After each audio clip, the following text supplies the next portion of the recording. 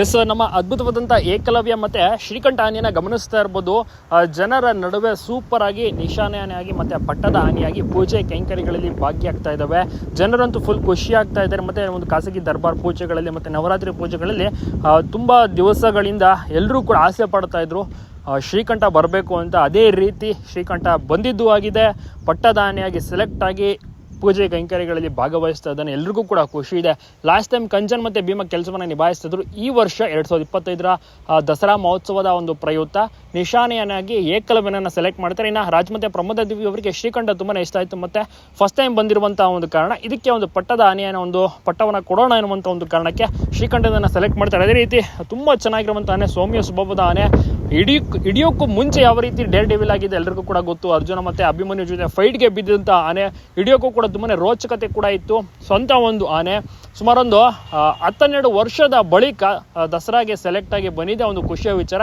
ಅದರಲ್ಲೂ ಈಗ ಪಟ್ಟದ ಆನೆಯಾಗಿರುವುದು ಇನ್ನೂ ಕೂಡ ಒಂದು ಖುಷಿಯ ವಿಚಾರ ಅಂತ ಹೇಳ್ಬೋದು. ಸೊ ಎಲ್ಲರೂ ಕೂಡ ಖುಷಿ ಪಟ್ಟಿದ್ದಾರೆ ಶ್ರೀಕಂಠ ಮತ್ತು ನಮ್ಮ ಏಕಲವ್ಯ ಆನೆಯನ್ನು ನೋಡಿ. ಒಳ್ಳೆಯ ಕೆಲಸವನ್ನು ಕೂಡ ನಿಭಾಯಿಸ್ತಾ ಇದ್ದಾವೆ. ಇದೇ ರೀತಿ ಮುಂದುವರಿಲಿ ಎಂಬುದು ಎಲ್ಲರ ಒಂದು ಆಸೆ ಮತ್ತು ಅಭಿಪ್ರಾಯ. ಯಾಕಂದರೆ ನೆಕ್ಸ್ಟ್ ಇಯರ್ ಕೂಡ ಬರಬೇಕು ಶ್ರೀಕಂಠ. ಕೇವಲ ಈ ವರ್ಷ ಮಾತ್ರ ಅಲ್ಲ, ಮುಂದಿನ ವರ್ಷ ಕೂಡ ಬರಬೇಕು. ಮತ್ತು ಜನರಂತೂ ಫುಲ್ ಖುಷಿ ಆಗ್ತಿದ್ದಾರೆ. ಮತ್ತು ಈಗ ನವರಾತ್ರಿ ಬೇರೆ ಸ್ಟಾರ್ಟ್ ಆಗಿದೆ. ಜನರು ಕೂಡ ತುಂಬಾ ಕ್ರೇಜ್ ಕೂಡ ಸ್ಟಾರ್ಟ್ ಆಗಿದೆ. ತುಂಬ ಜನ ದಸರಾ ಪ್ಯಾಲೇಸ್ ಒಳಗಡೆ ಎಲ್ಲ ಬರ್ತಾರಲ್ಲ, ಆಗ ಏಕಲವ್ಯ ಮತ್ತು ಶ್ರೀಕಂಠ ಆನೆಗಳು ನಡ್ಕೊಂಡು ಹೋಗ್ತಾ ಇರ್ತವೆ ಪೂಜೆಗೆ. ಮತ್ತು ವಾಪಸ್ ಕ್ಯಾಂಪ್ಗೆ ಬಂದಲ್ಲಿ ಕಟ್ಟಾಗ್ತಾರಲ್ಲೇ ಅರಮನೆ ಹತ್ರನೇ ಒಂದು ಪ್ರತ್ಯೇಕವಾದಂಥ ಆನೆಗಳಿಗೆ ಜಾಗ ಇದೆ. ಸೊ ಒಂದು ಟೈಮ್ನಲ್ಲೆಲ್ಲ ಫೋಟೋ ವಿಡಿಯೋ ಮಾಡುವಂಥದ್ದು ಎಲ್ಲವನ್ನೂ ಕೂಡ ಮಾಡ್ತಿದ್ದಾರೆ. ಒಟ್ಟಿನಲ್ಲಿ ಜನತೆ ತುಂಬ ಎಂಜಾಯ್ ಮಾಡ್ತಾ ಇದ್ದಾರೆ ಈ ಎರಡು ಆನೆಗಳನ್ನ ನೋಡಿ.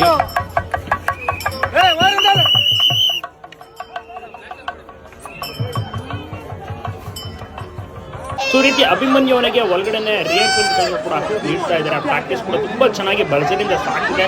ಜನತೆ ಅಂದರೆ ಮೈಸೂರಿನ ಜನತೆಯಲ್ಲಿ ಪ್ರೋಗ್ರಾಮ್ ನೋಡುವಂಥವ್ರು ಎಲ್ಲರೂ ಕೂಡ ಅಭಿಮನ್ಯುನ ನೋಡಿ ಫುಲ್ ಖುಷಿ ಪಡ್ತಿದ್ದಾರೆ.